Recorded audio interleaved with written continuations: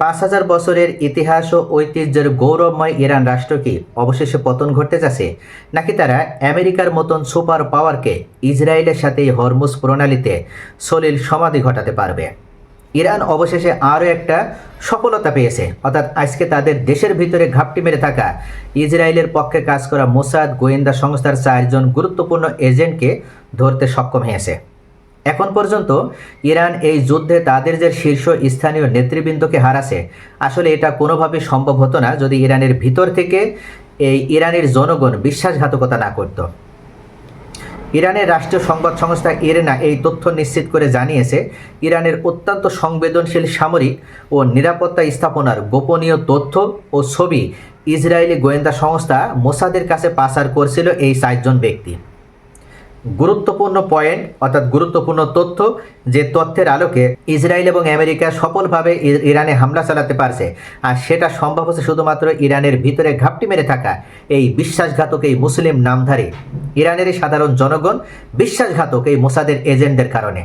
অর্থাৎ তারা কী করছিল, ইরানের সামরিক এবং নিরাপত্তা স্থাপনার গোপনীয় ছবি তারা উঠিয়েছিল এবং সেগুলো মোসাদ গোয়েন্দা সংস্থার কাছে পাঠাছিল। এই 4জন ব্যক্তি দীর্ঘদিন ধরে ছদ্মবেশে দেশের অভ্যন্তরে মোসাদের এজেন্ট হিসেবে কাজ করে আসছিল।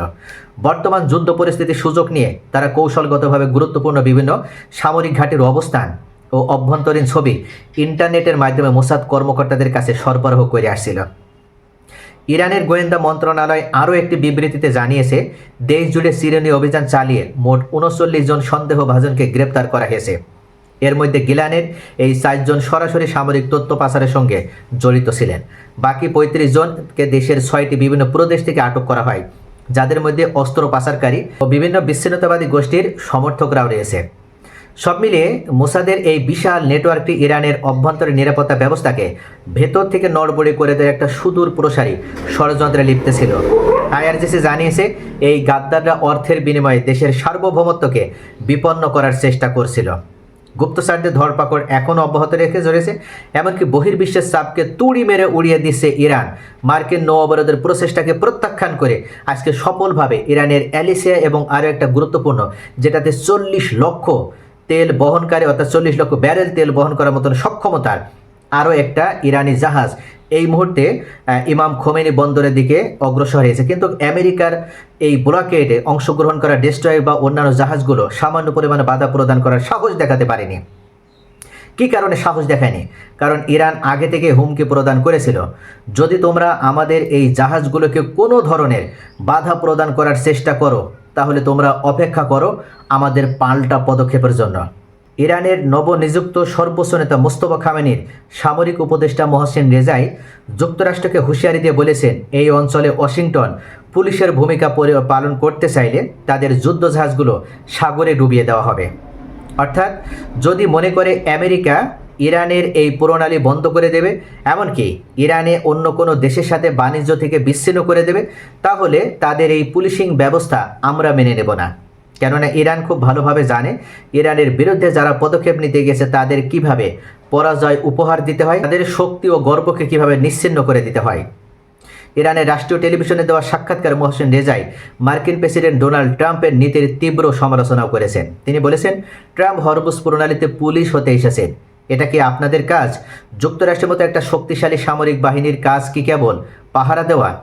তিনি মার্কিন সামরিক কর্মকর্তাদের সতর্ক দিয়ে বলেন, অবরোধ কার্যকর করতে প্রণালীতে অবস্থান করা জাহাজগুলো ইরানের প্রথম ক্ষেপণাস্ত্রের আঘাতেই সাগরের তলদেশে আমরা পাঠিয়ে দিতে পারি। মোহসেন রেজা ইরানের সামরিক অঙ্গনে এক অত্যন্ত পরিচিত ও প্রভাবশালী নাম। তিনি দেশটির এলিট বাহিনী ইসলামিক রেভলিউশনারি গার্ড কোরের সাবেক কমান্ডার ইন চিফ।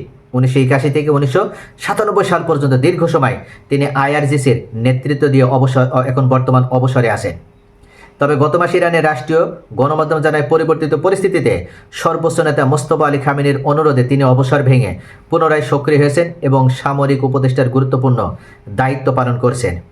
বিশ্বের মোট খনিজ তেলের একটা বিশাল অংশ এই হরমুজ প্রণালীতে, অর্থাৎ 1/5 এই হরমুজ প্রণালীতে প্রতিদিন জ্বালানি তেলের সরবরাহ হিসেবে বিশ্বের বিভিন্ন দেশে চলে যায়।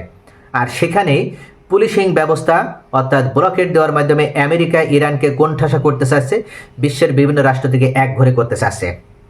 কিন্তু ইরানের এমন এমন কিছু সাহসী ব্যক্তিত্ব রয়েছে যারা চাইলেই মুহূর্তেই আমেরিকার এই পুলিশিং ব্যবস্থা সাগরের তলদেশে ডুবিয়ে দিতে পারে।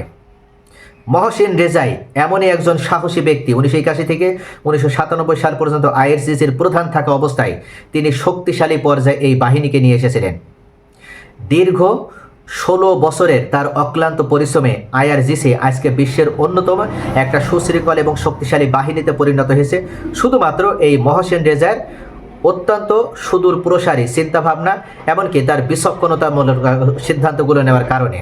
তো অবশেষে মহসিন রেজাই মুখ খোলা মানে এটা আমেরিকার জন্য অবশ্যই শিক্ষা নেওয়ার সময়। যদি আমেরিকা এই হরমুজ প্রণালী থেকে বের হয়ে যাওয়া কোনো জাহাজ যদি আটকে দিতে চায় বা ইরানকে বিচ্ছিন্ন করতে চায়, তাহলে তাদের এখনও সময় আছে অবরোধ প্রত্যাহার করে নিয়ে ইরানের সাথে একটা শান্তিপূর্ণ আলোচনার ভিত্তিতে ইরানের দেওয়া 10 দফা মেনে নেওয়া।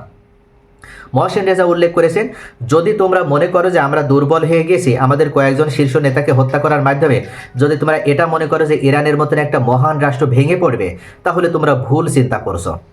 কেননা ইরান ইরাকের মতন এক ব্যক্তির হাতে ক্ষমতা কুক্ষিগত করে রাখেনি।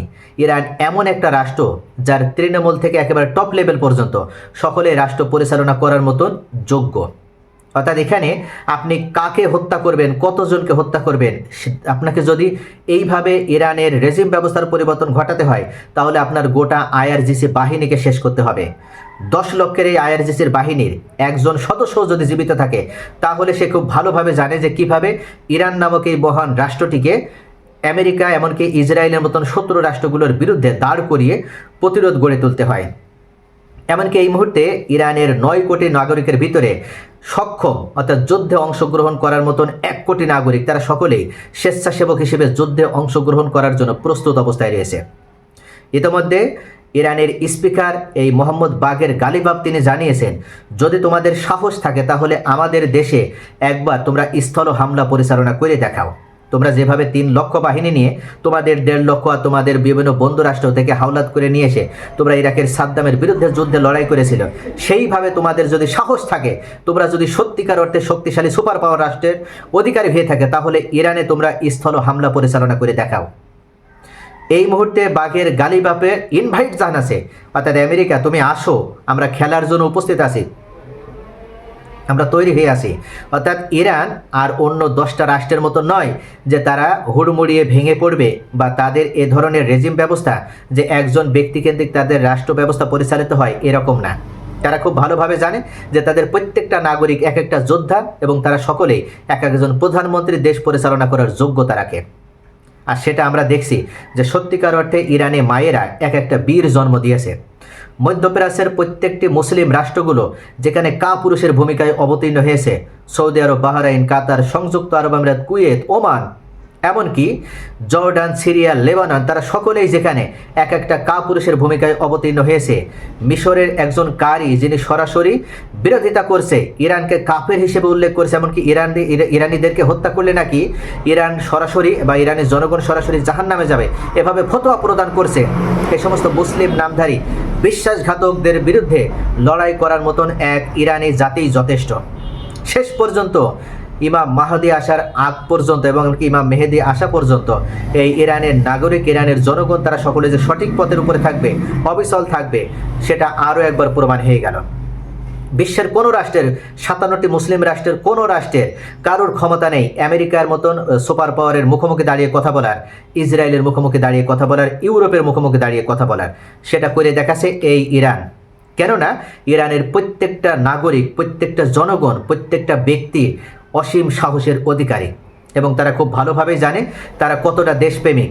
তারা শেষ রক্তবিন্দু পর্যন্ত দিয়ে ইরানের সার্বভৌমত্ব টিকিয়ে রাখতে চায় এবং যে কারণে অবশেষে তারা এই তাদের ভিতরে থাকা গাদ্দার, বিশ্বাসঘাতক, বেঈমানদেরকে একে একে ধরে যেভাবে তাদেরকে চিরুনি অভিযান চালিয়ে খুঁজে খুঁজে বের করছে, ঠিক তেমনি তাদের উপরে অবরোধ আরোপ করার চেষ্টা করার মাধ্যমে আমেরিকা যেভাবে ইরানকে বিচ্ছিন্ন করতে চেয়েছিল, সেই আমেরিকাকেও অবশেষে সাগরের তলদেশে সলিল সমাধি দেওয়ার আলটিমেটামও প্রদান করলো।